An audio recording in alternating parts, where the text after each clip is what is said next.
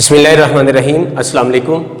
आज बेटे हम लेक्चर डिस्कस करेंगे पावर फैक्टर। ये अपने शॉर्ट के लिए तैयार करना है और इसके बहुत इंपॉर्टेंट एमसीक्यूज भी बनेंगे और इसके साथ हम दो एग्जांपल सॉल्व करेंगे 16.5 और 16.6। तो सबसे पहले हम बात शुरू करते हैं रजिस्टर से। हमने पढ़ा था कि रजिस्टर में करंट और वोल्टेज इन फेज होते हैं और उन दोनों में फेज डिफरेंस ज़ीरो होता है और रजिस्टर में जो पावर डिसिपेशन होती है वो मैक्सिमम होती है VI के इक्वल। अगर हम बात करें कैपेसिटर में current lead the voltage bye phase angle 90, current और वोल्टेज में फेज डिफरेंस 90 डिग्री है और पावर डिसिपेशन हमने पढ़ा था ज़ीरो होती है।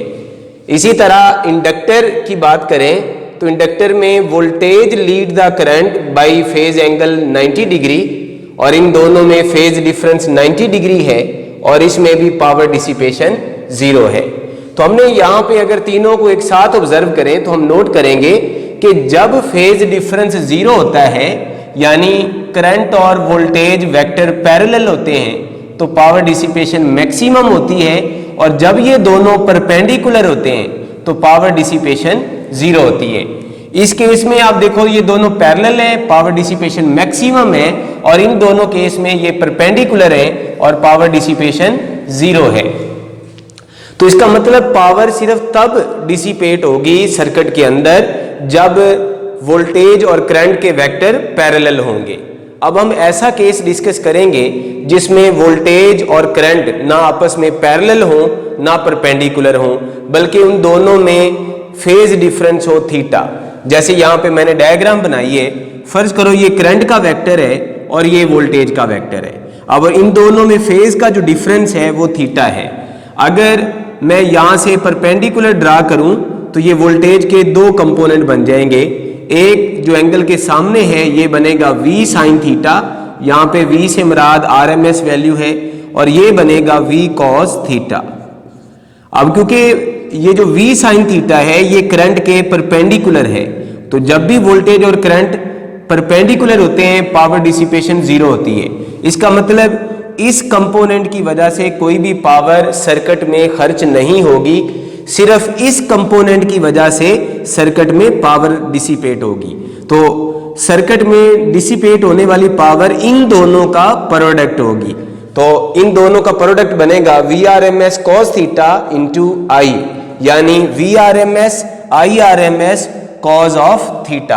तो किसी भी AC सर्किट में पावर डिसिपेशन का फार्मूला है VRMS IRMS cos of theta. अब हम देखते हैं ये जनरल फार्मूला है, हर AC सर्किट पे लगा सकते हैं।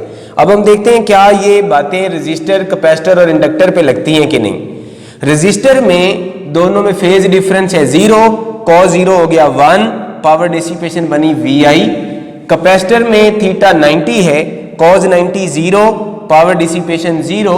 इंडक्टर में भी थीटा 90 के बराबर है, cos 90 ज़ीरो तो पावर डिसिपेशन भी ज़ीरो हो गई। तो ये हमारे पास किसी भी AC सर्किट में डिसिपेट होने वाली पावर को फाइंड करने का जनरल फार्मूला है। अब इसमें ये जो cos थीटा है इसको हम बोलते हैं पावर फैक्टर। तो पावर फैक्टर मतलब cos ऑफ थीटा। अगर मैं बात करूं रजिस्टर का पावर फैक्टर क्या है तो cos ज़ीरो दैट इज 1, तो रजिस्टर का पावर फैक्टर 1 है। अगर मैं बात करूं कैपेसिटर का पावर फैक्टर क्या है तो cos ऑफ 90, cos 90 पे ज़ीरो, कैपेसिटर का पावर फैक्टर ज़ीरो है। और अगर मैं बात करूं इंडक्टर की तो cos ऑफ 90 तो इंडक्टर का पावर फैक्टर भी ज़ीरो होगा।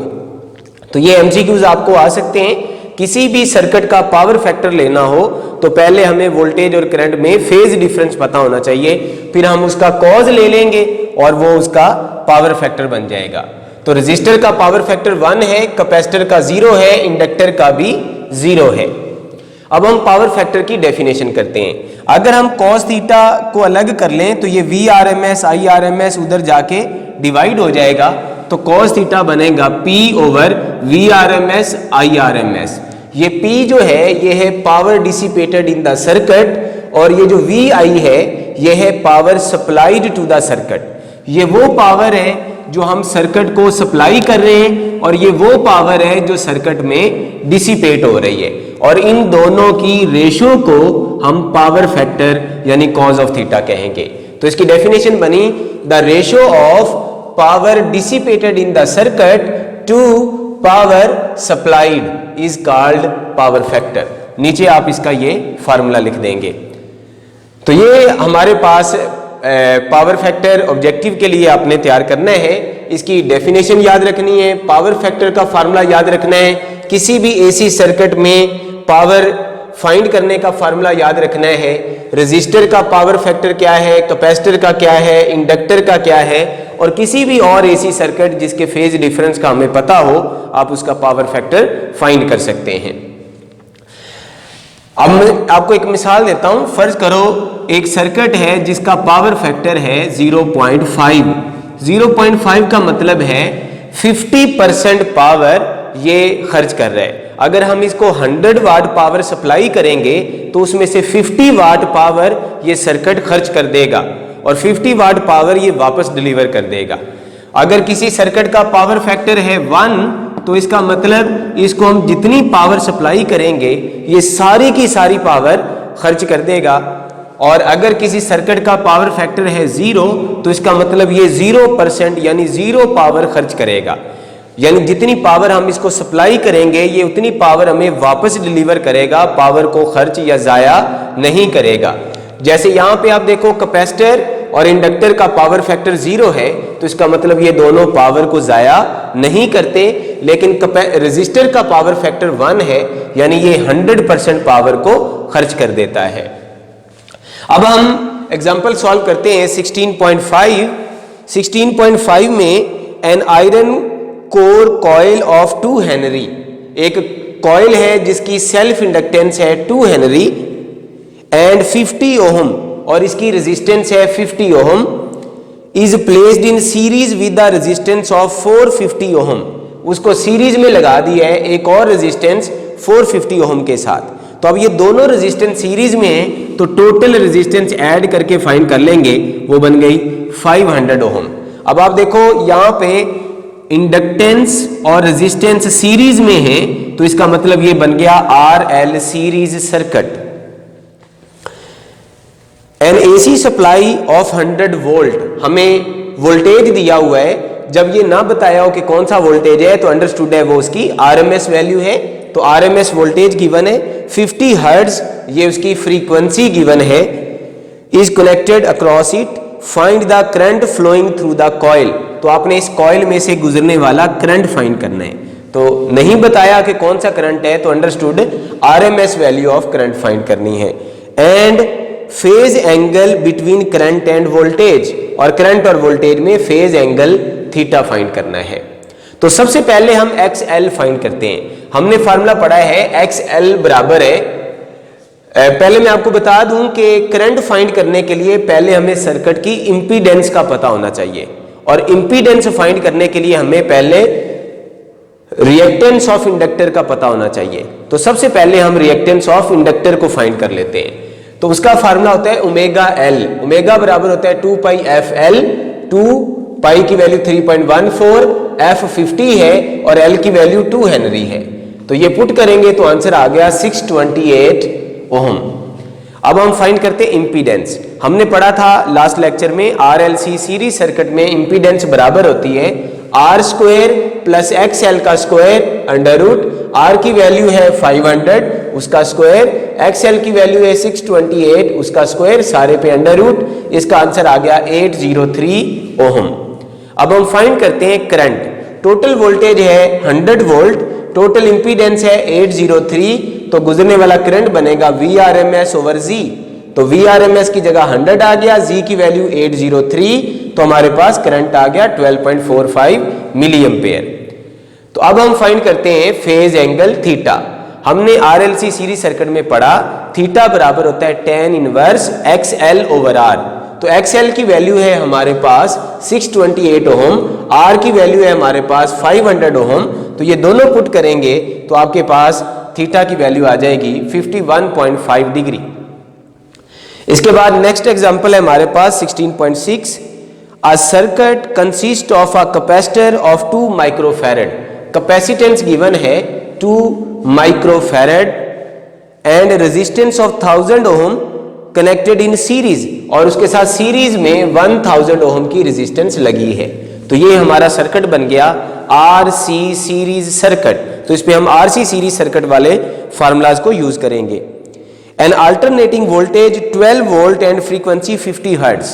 अल्टरनेटिंग वोल्टेज है 12 वोल्ट यानी RMS वैल्यू 12 वोल्ट है और फ्रीक्वेंसी 50 हर्ट्ज है। तो फाइंड हमने क्या करना है, find the current in the circuit यानी IRMS फाइंड करने एंड एवरेज पावर सप्लाइड, और पावर सप्लाइड हमने फाइंड करनी है। तो सबसे पहले करंट फाइंड करने के लिए हमें पता होना चाहिए इंपीडेंस का। इंपीडेंस फाइंड करने के लिए पहले रिएक्टेंस ऑफ कैपेसिटर का पता होना चाहिए। तो सबसे पहले हम रिएक्टेंस ऑफ कैपेसिटर को फाइंड करते हैं। XC का फार्मूला हमने पढ़ा 1/ωc, ओमेगा की जगह 2πf लिख देंगे तो ये बन गया 1/2πfc। 2 पाई आ गया 3.14, फ्रीक्वेंसी है 50 और C की वैल्यू है 2 10⁻⁻⁶। तो ये सारी वैल्यूज पुट करेंगे तो हमारे पास रिएक्टेंस ऑफ कैपेसिटर आ गई 1592 ओम। अब हम फाइंड करते हैं इंपीडेंस।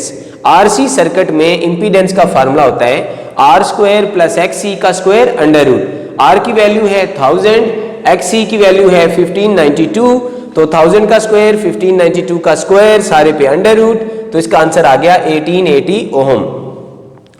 अब इंपीडेंस के मालूम होगी, अब हम करंट फाइंड करते हैं IRMS। तो IRMS का फार्मूला है total voltage over total impedance, total opposition. तो VRMS/Z, VRMS बराबर है 12 के और Z अभी हमने फाइंड किया 1880, तो जब हम पुट करेंगे तो आंसर आ जाएगा 6.4 मिली एम्पेयर। अब पावर फाइंड करने के लिए हमें पता होना चाहिए VRMS, IRMS और कॉज ऑफ थीटा। VRMS हमें गिवन है, IRMS हमने फाइंड कर लिया और हमें वैल्यू चाहिए थीटा की। तो पहले हम थीटा फाइंड करते हैं। तो थीटा बराबर होगा tan inverse XC over R, tan inverse XC over R। XC की वैल्यू है हमारे पास 1592 और R की वैल्यू है 1000, तो tan इनवर्स 1592 ओवर 1000, तो ये आ गया 57.8 या 85 या 87 तकरीबन डिग्री। अब हम पावर फाइंड करेंगे VRMS, IRMS, cause of theta. V की वैल्यू हम पुट करेंगे 12, I की वैल्यू हम पुट करेंगे 6.4 10⁻³ और कॉज ऑफ 57.8 डिग्री, तो ये हमारे पास पावर आ जाएगी 0.04 वाट। थैंक यू सो मच बेटे, अल्लाह हाफिज।